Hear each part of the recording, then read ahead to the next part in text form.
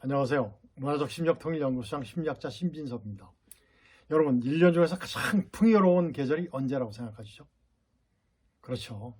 추석 전후한 그 시절이 가장 풍요로운 그런 시절이라고 생각하게 됩니다. 아마 여러분들도 그렇게 생각하실 겁니다. 우리나라는 특히 이제 그 설 명절과 추석 명절이 있는데 추석 명절이 굉장히 풍요로워요. 그렇죠. 왜 그러냐면 그 고향, 어머니, 어떤 그 친지에 대한 그리움 같은 것들이 이렇게 이제 우리 감성과 이렇게 결합이 돼서 더욱 그렇게 생각되는 것 같습니다. 또 최근에 지금 뭐가 벌어지고 있냐면 중국에서 아시안 게임이 벌어지고 있어요. 그런데 거기에 북한 선수들과 대한민국 선수들이 이렇게 만나는 모습 같은 것들이 자주 이렇게 그 화면에 잡히고 그러는데 과거와는 달리 어때요?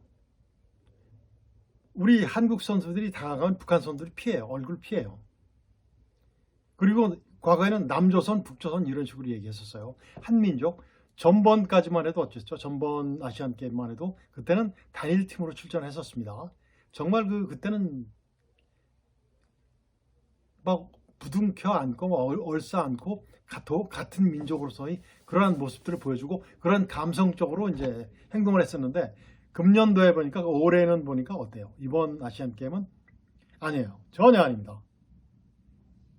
우리 남조선을 그들이 과거에 불렀던 남조선을 뭐로 부르죠? 대한민국이라고 불러요. 그리고 북조선을 뭐라고 그러죠? 조선민주주의 인민공화국 DPRK라고 불러달라 이런 식으로 얘기를 해요. 심지어는 그 여자농구가 16강전에서 북한과 이렇게 맞대결 했었는데 처음에 굉장히 비등비등하다가 나중에 이렇게 이제 결국 우리가 이겼죠. 이겼는데 그때 북한 감독이 기자회견하는 과정에서 기자들이 질문했어요.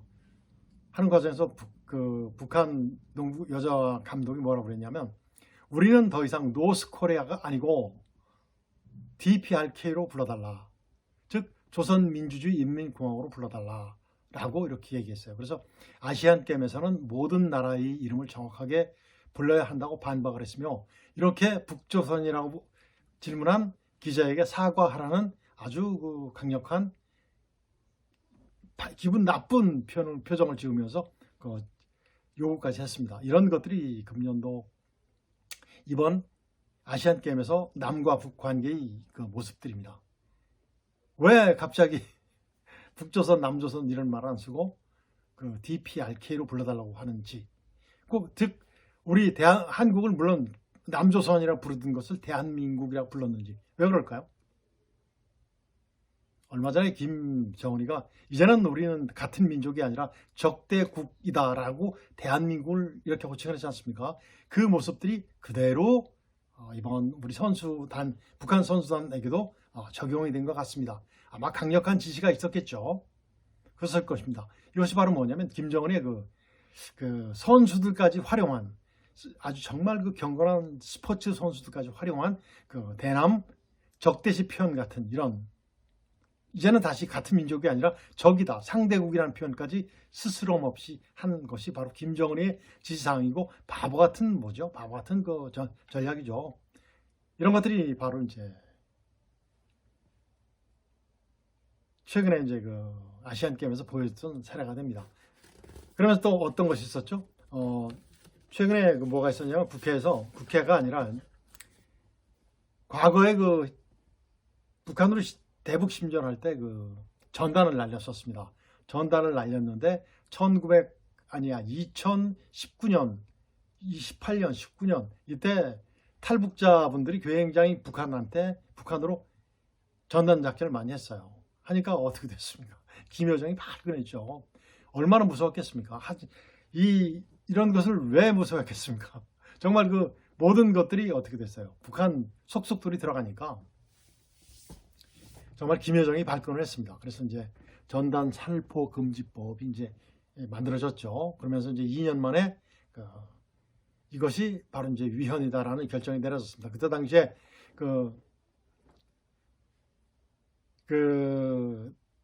북한으로 하는 전단 금지법, 심리전 금지법이 만들어진 것은 뭐냐면 군사 분계선 일대에서 북한에 대한 확성기 방송을 하거나 군사 분계선 일대에서 북한에 대한 시각 매개물을 게시하거나, 시각 매개물은 여기서 이제 북한이 가장 또 무서워했던 것이 뭐죠? 전광판이죠. 전광판 하거나 전단 등을 살포하는 행위는 북한 국민의 생명, 신체 위해를 끼치거나 심각한 위험을 발생시켜서는 안 된다는 내용을 담고 있죠.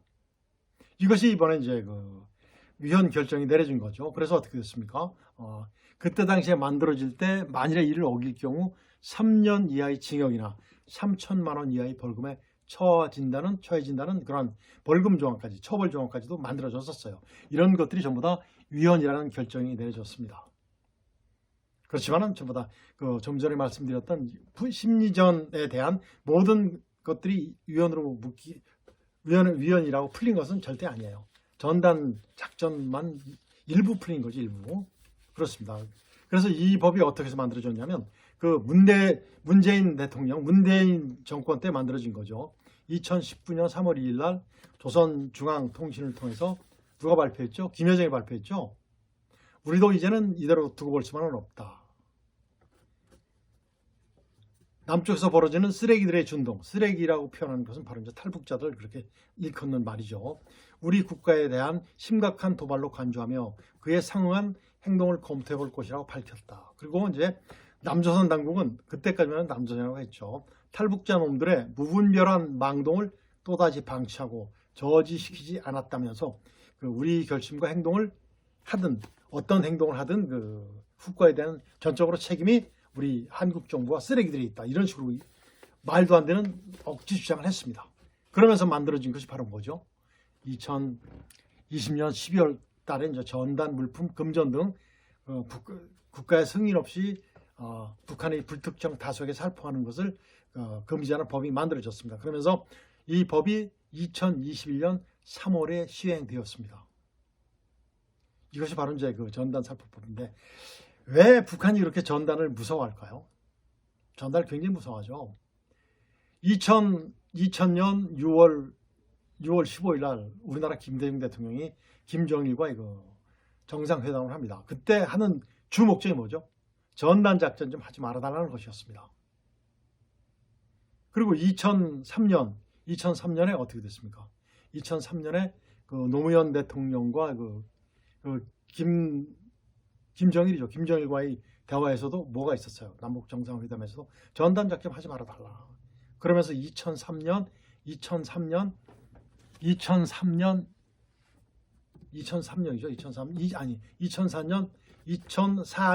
6월 4일 날 완전히 전단 심전의 모든 장비들이 전부 다 없어집니다. 이러한 결과를 초래했던 거죠. 왜 그렇게 그중에서 북한이 그렇게 무서워했냐면 전단을 무서워했냐면 전단 작전 어때요? 전단은 그때 당시 제가 전단 작전을 기획을 할 때 사실과 진실에 입각을 해서 실제 상황을 그대로 전달했어요. 그러니까 그 자체가 뭐냐면 대한민국의 소식지이자 북한의 김정일의 소식지예요. 김정일이 하는 모든 행동이라든가 웬만한 행동 같은 것들은 전단에 전부 담아서 사진으로 담아서 보내줬거든요. 그러니까 어떻겠습니까? 북한 주민들이 전부 다 봤는데 북한에 있는 국경 지역이라든가 아니면 북한의 직할시급, 남포라든가 개성, 그 다음에 평양 같은 곳에는 방어 준비가 굉장히 잘 되어 있어요. 심리전에 대한 대북 심리전, 즉 우리의 심리전에 대한 방어 준비가 굉장히 잘 되어 있었는데 우리한테 보여주는 모든 것들이 바로 뭐예요? 그 부분밖에 안 보이잖아요. 평양이라든가 개성이라든가 남포 아니면 국경 지역 일부만 보여주는데 북한에서 자랑하고 싶은 것만 보여주는데 실제는 어떻습니까? 그 내부 중심 지역에 살고 있는 주민들에게는 우리의 모든 정보들이 들어갑니까? 안 들어갑니까? 안 들어가죠. 그래서 북한이 가장 무서워했던 것이 정말 심리전을 무서워했습니다. 특히 전단 작전은 북한의 모든 구석구석까지 1km 평방이 몇 장까지 살포할 정도의 우리의 기술이 있었어요. 그러다 이제 2003년, 2004년서부터 이제 전단 작전을 하지 못하게 되자 누가 했죠? 대신 우리의 것을 누가 해줬냐면 물론 열악한 환경에서 탈북자들이 말도 안 되는 그 어떤 전략 같은 것도 없이 자기의 화풀이 내지는 그 어떤 그 뭐라 그럴까 하고 싶은 얘기를 전부 다 담아서 북한으로 날렸어요. 그러니까 날리니까 어떻게 됩니까? 중심 지역에 있는 북한 주민들이 보는 거예요. 그러다 보니까 김정은이에 대한 어떤 우상화 같은 것이 완전히 깨지겠죠. 그러다 보니까 그렇게 무서워했던 겁니다. 그래서 북한이 바로 전단 작전을 그렇게 무서워했던 것이에요. 그런데 이번에 다행히 이제 그 전단 작전이 위헌이라는 것이 나왔어요. 실제 심리전 작전 자체는 이것은 법으로 정한 그런 것이 아니에요. 뭐냐면 이거는 군사 작전의 일부입니다. 또 군사 작전의 환경을 아주 유리하게 해주는, 이롭게 해주는 그런 환경 조성자로 볼 수 있는데 왜 법으로 만들었는지, 전 세계의 국가는 이러한 것들을 법으로 만들지 않아요. 우리나라 문재인 정부에서만 만들었었어요. 왜? 북에 유리한 모든 것들을 만들었었어요. 지금 전부 다 비정상이 정상화돼야 됩니다. 그때 2004년 6월 4일 완전 우리 심리전장애 다 없어질 때 정말 무너지는 것 같았어요. 정말 이 세상이 무너지는 것. 굉장히 많이 무너졌죠. 특히 극에 달한 것이 언제예요? 문재인 정부가 등장하면서부터죠. 정말 비정상이 정상화돼야 됩니다. 자, 그런데 이제 이번에 신원식 지금 국방부 장관 후보자죠. 지금 국회의원인데 아마 사성 장군일 겁니다. 그분이 이제 자기가 장관이 되면 대북 심리전을 당장 재개하겠다라고 또 얘기를 했어요. 그렇게 대북 심리전은 그렇게 함부로 하는 게 아니에요. 아무리 사성 장군이라고 해도 심리전에 대해서 압니까? 모르잖아요. 전문가 아니잖아요. 자기들은 보병이었어요. 보병. 작전밖에 안 했었습니다. 그런 사람들은 심리전을 감히 합니까? 그리고 당장 대북 확성기 방송을 재개하겠다? 그리고 전단 작전을 재개하겠다? 그리고 기타 심리전을 재개하겠다? 이렇게 기분에 좌지우지돼서 이렇게 표현하는 것을 정말 자제해 줬으면 좋겠습니다. 심리전은 그렇게 준비하는 게 아닙니다. 정말 우리의 정성을 담아서, 심리전은 뭐라고 그랬죠? 싸우지 않고 이기는 것이 심리전 아니에요. 그 심리전 아닙니다. 싸움박질입니다. 심리전은 일상이에요. 우리가 살아가는 세상의 모든 것들이 다 심리전인데, 심리전을 실제 해보면 우리 민족 남북 통일을 하는 데서 문화적 심적 통일을 이루는 가장 기본이 되는 상담이에요. 상담. 우리가 결정합니까? 북한 주민들 스스로 느껴서 욕구 발달이 3단계 예상되면서 저 공산주의, 정말 쓰레기 같은 정권, 저 독재 정권이 붕괴되는 것을 누가 해야 됩니까? 우리보다 그들 스스로 하게 만들어주는 것이 바로 뭐다? 심리전입니다. 심리전. 그 길라잡이 역할을 해주는 것이 바로 심리전인데, 이번에 국방부 장관 후보자께서 함부로 말씀하시는데 심리전을 그렇게 폄하하지 마십시오. 심리전은 아무나 하는 게 아니에요. 심리전은 그 작전하는 사람들이 아무나 하는 것, 이런 거 아닙니다. 확성기 방송, 확성기 하나 만들어지는데 얼마만큼 정성이 들어가는지 아십니까? 심리전 아무나 하는 거, 심리전 아닙니다. 이 엄격하고 정말 성스러운 심리전을 함부로 얘기하면 안 되겠죠. 남과 북이 마찬가지입니다. 이런 것들을 여러분들께 말씀드리고자 오늘은 북한이 가장 전단을 두려워하는 이유라는 주제로 여러분들께 말씀을 드렸습니다. 자, 여러분들 정말 좋은 소식이 많이 들릴 겁니다. 저기 중국에서, 아시안 게임에서. 그리고 실제 가을도 굉장히 깊어지고 있습니다. 자, 여러분들 정말 건강하고 행복한 풍요로운 가을이 되길 바라면서 오늘은 여기서 마치도록 하겠습니다. 안녕히 계십시오.